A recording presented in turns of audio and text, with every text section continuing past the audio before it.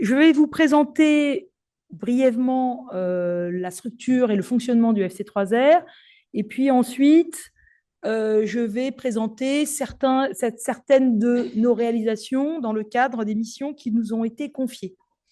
Donc, bon, je ne vais pas répéter ce qui a été dit, mais le Centre français des 3R est un GIS, donc c'est un groupement d'intérêt scientifique qui a maintenant 3 ans. La création de ce centre a été inscrite dans la loi de programmation de la recherche de 2020. Les membres fondateurs du GIS sont représentés sur cette diapositive. Et puis, donc, vous avez bien vu, vous reconnaissez le portail de l'ENVA. Et donc, on est hébergé et on est très content d'être hébergé à l'ENVA, qui est un site exceptionnel. Alors, l'année prochaine, donc vous remarquez ici qu'un logo vient de s'ajouter, qu'il y a le logo de l'Institut Curie. Donc, c'est pour vous dire que l'année prochaine, l'Institut Curie va rejoindre le GIS. Alors, la gouvernance du GIS, elle existe d'abord par son comité de pilotage et le président du GIS FC3R, c'est Didier Samuel, le DG de l'INSERM, comme l'a dit Agnès Lebon à l'instant.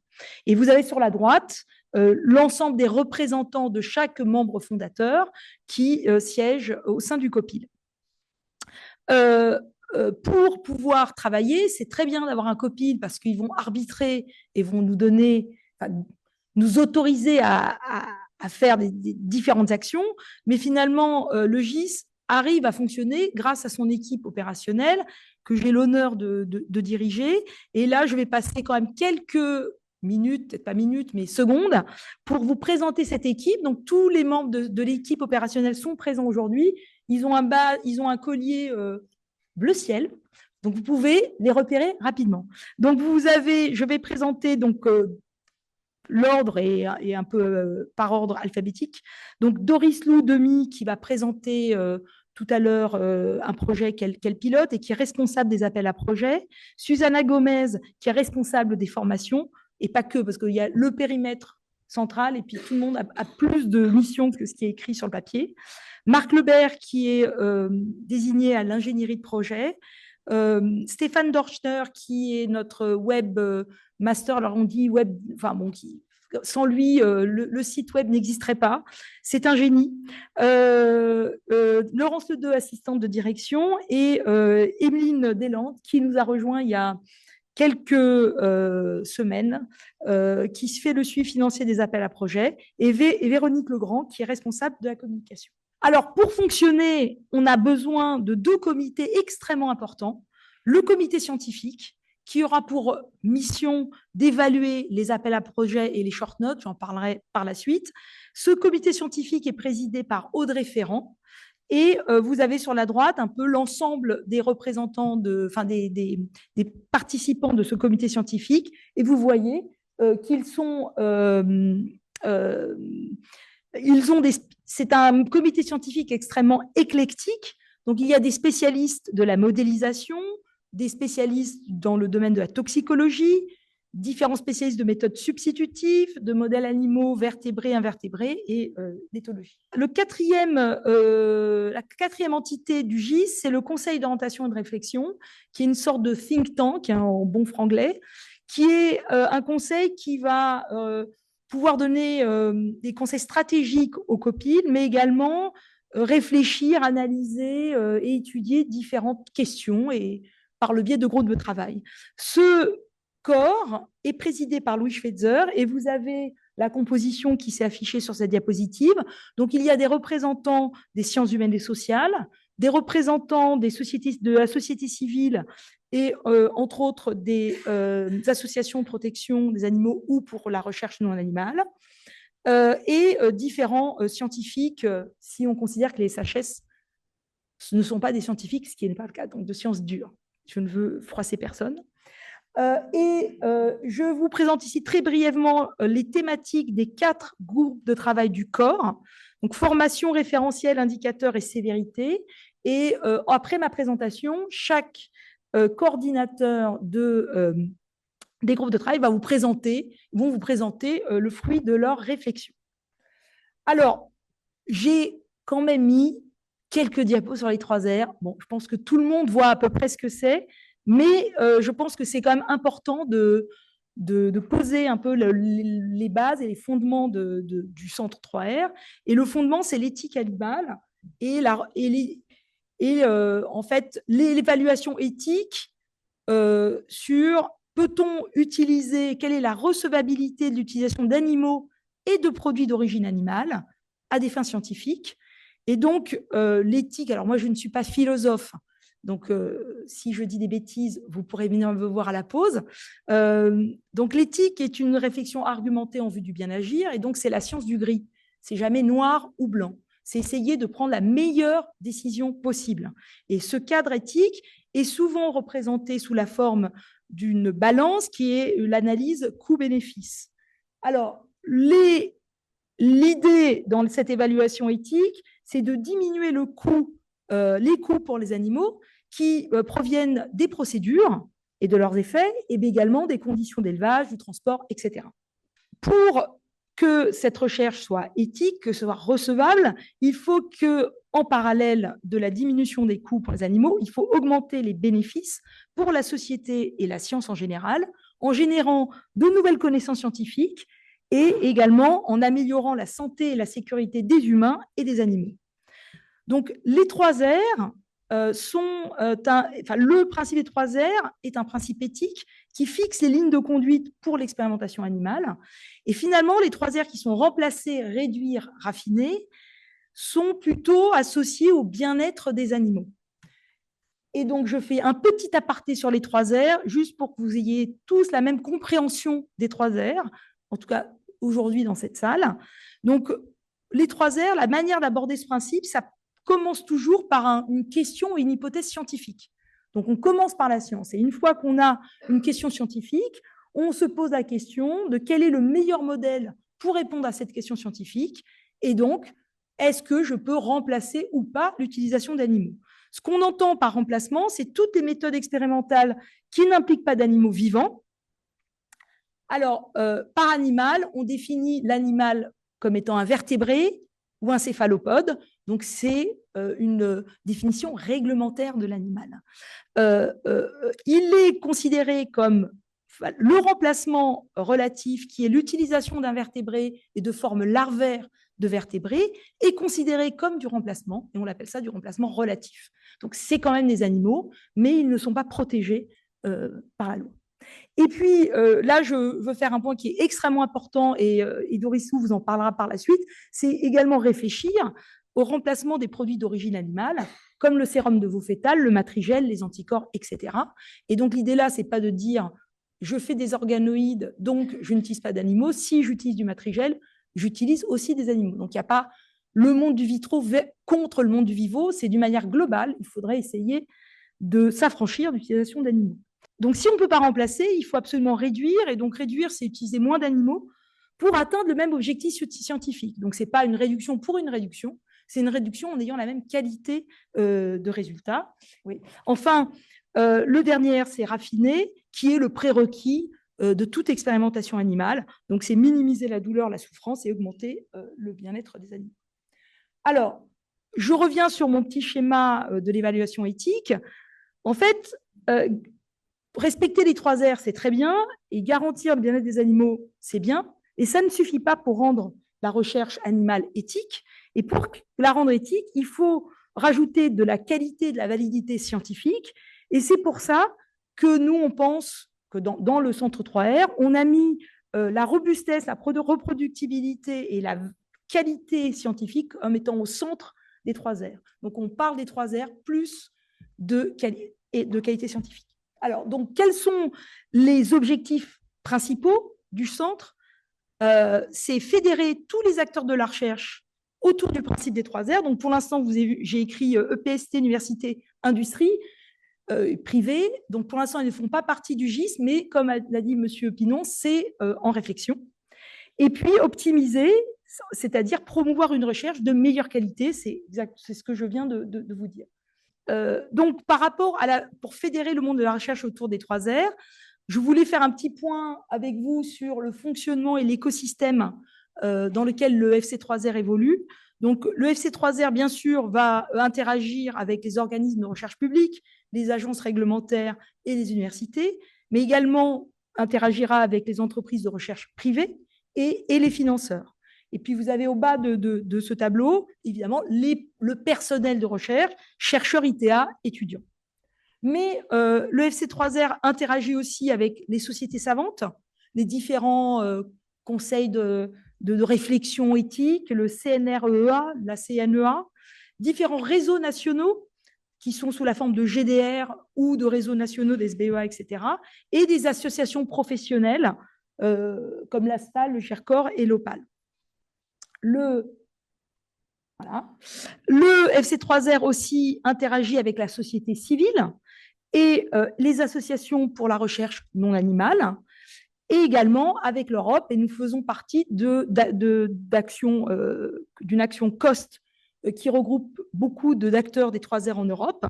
Et nous participons aussi à un projet européen appelé NAMWISE. Et enfin, je voulais dire que donc là, on interagit avec toutes ces personnes-là, donc on pense qu'on devrait essayer de fédérer tous ces acteurs-là autour des 3R. Et récemment, le programme France 2030 la France a décidé de financer les approches substitutives et les organoïdes sur puce par le biais d'un PEPR qui s'appelle MEDOC et d'un comité de stratégie de filière dans le cadre de Industrie et Technologie de la Santé. Ici, j'ai une diapo un peu compliquée, mais pour vous montrer, à gauche, vous avez le résumé de cette création de filière organes sur puce et organoïdes en France. Et donc, c'est extrêmement important puisque vous avez des acteurs publics et privés qui se mettent ensemble pour créer une filière, puisque c'est bien de développer des méthodes substitutives, mais si on ne donne pas des moyens pour produire après, pouvoir les réaliser au niveau industriel, c'est plus compliqué. Et donc, vous avez dans le booklet en ligne, vous avez un flyer qui reprend un peu la description de cette filière. Et à droite, vous avez une présentation du PEPR MEDOC qui est porté par le CNRS, le CEA et l'INSERM. Donc ça, c'est plus recherche fondamentale et appliquée, mais à la médecine personnalisée. Et nous organisons un webinaire le 12 septembre qui présentera cette initiative PEPR MEDOC. Nous participons aussi à des actions structurantes, donc dans l'idée toujours de fédérer les acteurs de la recherche autour des 3R. Et participons à différents groupes de travail. Donc, je ne vais pas tous les énumérer, mais j'en ai entouré 3 parce qu'il y aura 3 présentations, 3 restitutions de ces groupes de travail. Donc, il y a un groupe de travail sur la perfusion intracardiaque des rongeurs et Elisabeth Normand va en parler tout à l'heure. Fanny Pilot-Stork va parler tout à l'heure de l'administration, l'administration, il y a une erreur, pardon, mode d'injection de tamoxifène chez la souris. Pardon. Et dernier groupe de travail là qu'on pilote avec l'aide de l'AFH, c'est l'implémentation des anticorps recombinants dans les plateformes d'histologie. Et c'est Doris Lowe qui vous présentera les résultats de ce projet. Alors, j'ose pas réappuyer. Ouais, bon, ça va. Alors, je ne sais pas combien de temps il me reste. Je suis déjà en retard. Non, j'ai un peu de temps. J'ai encore 10 minutes. Donc, je vais vous donner des exemples d'actions que nous avons faites dans le cadre de nos missions. Donc, on a 4 missions principales. Une mission d'optimisation des projets et la promotion de la science ouverte. Une mission pour les formations, financement de projets et communication. Donc, je vais commencer par l'optimisation. Alors, voilà. Donc, ce qu'on a décidé de faire dans le cadre de l'optimisation de projet, c'est aider les chercheurs à choisir le meilleur modèle pour répondre à leurs questions scientifiques. C'est vraiment le début, c'est la question qu'on se pose au début. Et nous avons décidé de mettre en place un annuaire des compétences en méthode substitutive pour aider les chercheurs et les ITA en général à savoir ce qui se fait dans leur domaine ou dans leur système et qui utilisent des méthodes substitutives. Donc, cet annuaire s'appelle AREA. Il permet de trouver des compétences et pas forcément des expertises. Hein, c'est sur on s'auto-proclame compétent. Et voilà, sur la droite, vous avez la page dédiée sur notre site. Et donc, vous voyez que c'est comme quand vous allez sur booking.com, vous avez une carte de France, des mots-clés, vous pouvez trier par domaine et système de recherche, par type d'approche, par région, il y a des filtres, entreprises, prestataires, réseaux, etc. Donc là, j'ai fait un petit test hier soir, j'ai mis système respiratoire. Et donc, on a 25 résultats dans le système respiratoire. Et donc, on a les résultats qui s'affichent par ordre alphabétique. Donc, Fabienne Archer, merci d'être là et d'être là. Et donc, vous voyez, en fait, il y a le nom du chercheur, il y a un lien vers le site de son labo, un lien pour lui envoyer un mail.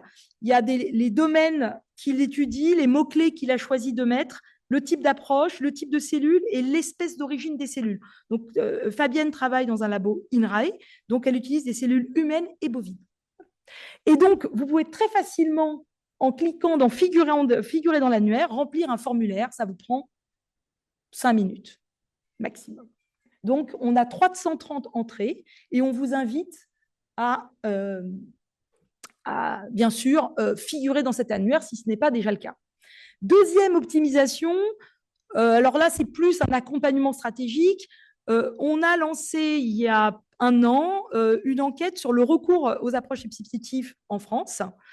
Et je vais vous partager quelques éléments de cette étude qui sera rendue publique, en tout cas qu'on communiquera notre copie au mois de décembre et rendue publique en 2024, début 2024, si c'est validé par le COPIL. Donc là, vous voyez un peu, on a surtout des chercheurs qui ont répondu, mais pas que. Donc INSERM, Université, CNRS, INRAE, c'est les 4 principaux. Donc voilà le type de représentation qu'on peut faire. Donc ici, on a demandé dans quel type de domaine, de système de recherche vous utilisez vos approches substitutives. Et donc vous voyez ici le camembert à gauche, c'est ce qui représente la France. Et puis après, on l'a replacé dans une carte pour le croiser avec les données géographiques. Et là, j'ai mis des petites flèches juste pour montrer qu'on peut tout de suite déjà, de manière très visuelle, se rendre compte que dans le Hauts-de-France, l'ingénierie, c'est assez fort, c'est plus fort que la moyenne nationale, que dans la région lyonnaise, c'est la cancéro, que dans la région Provence-Côte, Provence-Alpes-Côte d'Azur, c'est système nerveux et sensoriel, etc., etc. Donc, ça peut être un outil extrêmement intéressant. Donc là, on a fait la même chose avec quel type d'approche substitutive vous utilisez. Donc, vous voyez qu'à gauche, la majorité, c'est des cultures 2D, hein, quand même, mais qu'il y a beaucoup d'organoïdes, de silico, etc., autres types de cultures 3D. Et donc, encore une fois, quand on met ça sur une carte de France, on se rend compte que dans les Hauts-de-France, ils sont très bons en microfluidique. En tout cas, ils en font plus qu'ailleurs. En Provence-Alpes-Côte d'Azur, ils font pas mal de silico et dans la Nouvelle-Aquitaine aussi. Donc, ça peut être intéressant pour la communauté, pour la stratégie. Et donc voilà, donc ça c'est juste pour vous donner une idée. Le dernier petit résultat que je vais vous montrer, c'est on a posé la question suivante. Est-ce que vous utilisez des animaux en parallèle des méthodes substitutives? Donc on part du principe que tout le monde utilise des méthodes substitutives. Dans ce questionnaire, j'ai oublié de vous dire qu'il y a 511 réponses. Et donc là, on a eu quelque chose d'extrêmement intéressant, c'est que 75% des répondants utilisent de manière complémentaire un animal et au moins une méthode substitutive. Et donc, c'est pour ça qu'on parle de complémentarité des modèles. 25% utilisent que des approches substitutives, donc n'utilisent pas du tout d'animal, et 3% utilisent des invertébrés, puisqu'on vous a dit c'est quand même des méthodes substitutives. Et donc, si on croise ces données avec dans quel domaine sont utilisés, enfin, dans quel domaine sont ces différents labos, on voit que ceux qui utilisent des animaux et des méthodes substitutives travaillent majoritairement pour le système immunitaire et infectiologie dans ce domaine-là. Ceux qui n'utilisent que des approches substitutives, ils sont majoritairement en cancéro. Et ceux qui utilisent des invertébrés, c'est le système nerveux. Donc, on voit aussi tout de suite des tendances et on pense que ça va donner beaucoup d'informations pour peut-être savoir comment on peut faire évoluer les choses. Alors, Alors voilà, deuxième partie de l'optimisation, c'est la science ouverte. Donc pourquoi est-ce qu'il faut ouvrir la science? Parce que déjà, on peut faire des expériences parce qu'on reçoit des fonds publics. Et donc, le fruit de notre recherche est un bien public. Et il devrait donc être rendu accessible à tout le monde, ce qui n'est pas forcément fait. Et donc ça, c'est un point très important. Deuxième point, ça évite les répétitions inutiles et donc ça peut contribuer à la réduction du nombre d'animaux utilisés. Et puis, ça renforce les connaissances de l'ensemble de votre communauté scientifique dans un domaine donné. Et donc là, vous voyez, il y a un petit graphe assez rigolo à gauche où vous voyez que c'est le pourcentage de résultats positifs publiés en biologie au cours du temps. Vous voyez qu'il y a de plus en plus de résultats positifs publiés. Ça veut dire que soit les chercheurs sont de plus en plus intelligents, peut-être, soit on ne publie plus les résultats négatifs ou moins. Donc, on a décidé de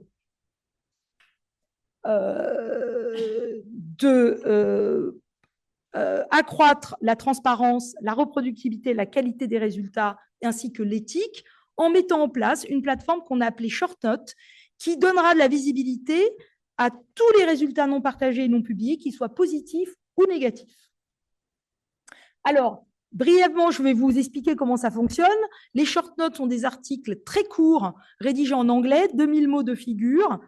Ça concerne des études originales avec des résultats positifs ou négatifs, qui n'ont pas déjà été inclus dans des publications scientifiques, et également des répétitions d'expériences qui ont été publiées, qui ont été réussies ou infructueuses. Tout doit être connu et rendu transparent.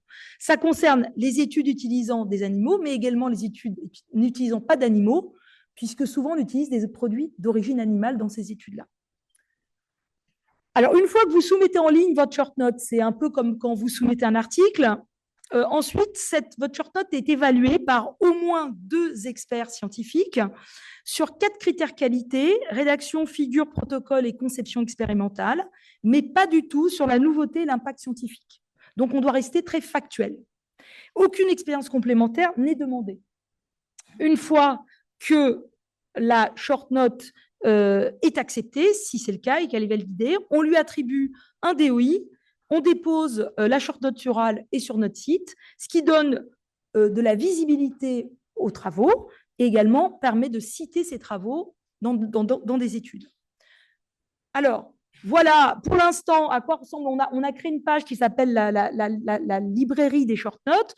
Donc, vous avez la possibilité en haut d'interroger cette base de données. Donc, pour l'instant, il n'y a que 2 short notes, donc c'est assez rapide. Mais vous allez pouvoir, comme vous allez tous soumettre une short note, pouvoir utiliser des mots-clés pour pouvoir trier, voilà, avoir une idée de retrouver l'information dans les short notes publiées. Alors, vous avez 2 short notes publiées pour l'instant. Celle du bas, c'est une répétition infructueuse d'un protocole in vivo. Voilà. Et vous voyez qu'on l'a déposée il y a 6 mois sur HAL et elle a déjà été téléchargée 84 fois. On était nous-mêmes extrêmement étonnés et agréablement surpris. Et donc, ça veut dire qu'il y a une visibilité.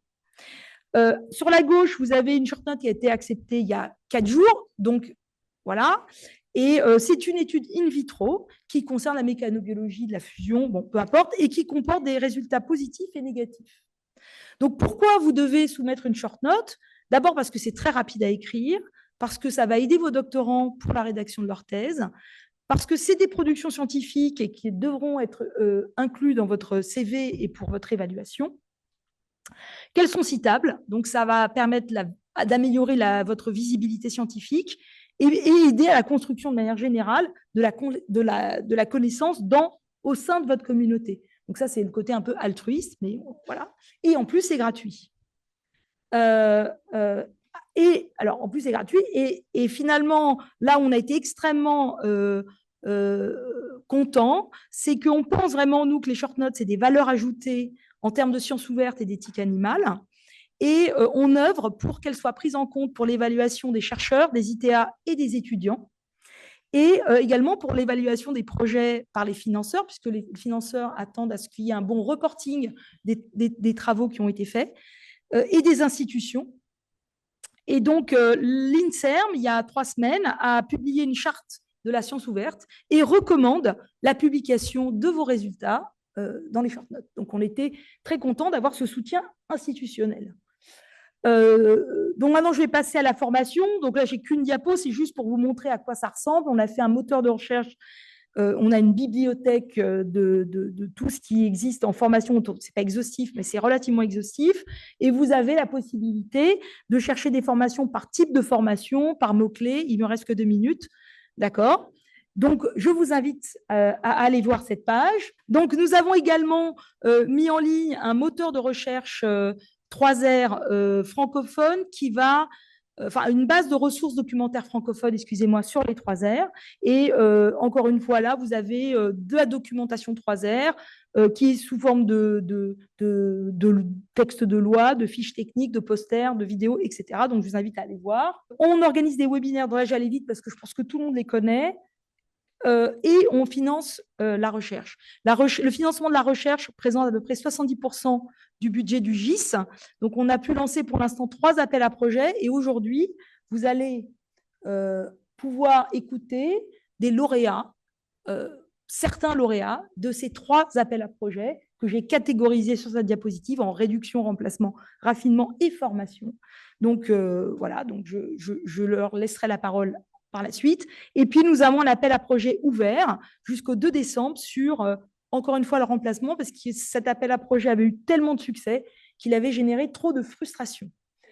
Vous allez pouvoir aussi, à la fin de ces journées, découvrir les 2 lauréats des prix 3R. Donc, il faut rester jusqu'à demain. Donc, je n'en dis pas plus. Il y a aussi une mention spéciale, comme au Festival de Cannes. Donc, voilà, attendez jusqu'à demain. Et puis, dernière mission, communication. Donc, ça, c'est relativement standard. Donc, on a notre site Internet. On a une newsletter. Je vous invite à vous y abonner. On est présent sur les réseaux sociaux. Alors, surtout sur LinkedIn, parce que X, peut-être qu'on trouve que c'est plus tellement une bonne idée depuis ce qui s'est passé récemment d'y rester. Mais donc, suivez-nous sur LinkedIn si ce n'est pas déjà fait. On a beaucoup d'actualités, donc allez regarder un peu. Là, c'est une interview du lauréat du prix Culture de Soins. Et enfin, on a des supports, donc pour des supports de communication à destination du public, du grand public. Et donc, on a mis, vous avez la primeur de nos BD, remplacer, réduire, affiner. On en a imprimé un certain nombre, elles seront accessibles sur notre site. Donc, elles ne sont pas pour l'instant sur le site parce qu'elles viennent d'être finalisées. Donc, voilà. On a fait une infographie 3R en français et en anglais. Là, c'est la version française. Et une infographie sur la validation et l'acceptation réglementaire des NAMS. Donc, c'est ma conclusion. Je n'ai peut-être pas besoin de reconclure, de redire tout ce que j'ai dit. Mais en fait, nous, vraiment, on est là pour aider tous les acteurs de la recherche et faire connaître les 3R. Donc, on existe pour vous et aussi grâce à vous. Et n'hésitez pas à nous aider quand on vous demande de reviewer des appels à projets ou des short notes. N'hésitez pas à soumettre des short notes et d'être proactif au niveau des 3R dans votre laboratoire. Et puis, juste pour vous dire, donc je dis merci à l'équipe parce que tout ce que je vous ai présenté, ce n'est pas moi qui l'ai fait. Voilà. Donc, je remercie cette équipe formidable. Donc, petit cordon bleu ciel. Et pour vous dire que là, j'ai surtout parlé de qualité des 3R et de la qualité scientifique, mais la responsabilité et le replacement des animaux, c'est extrêmement important aussi. Et donc, je voulais juste vous dire que c'est aussi des choses qui sont importantes pour nous. Et ça, c'est des zébrafiches qui sont réhabilités dans nos locaux du FC3R. Donc voilà, donc on fait ce qu'on peut. Merci beaucoup.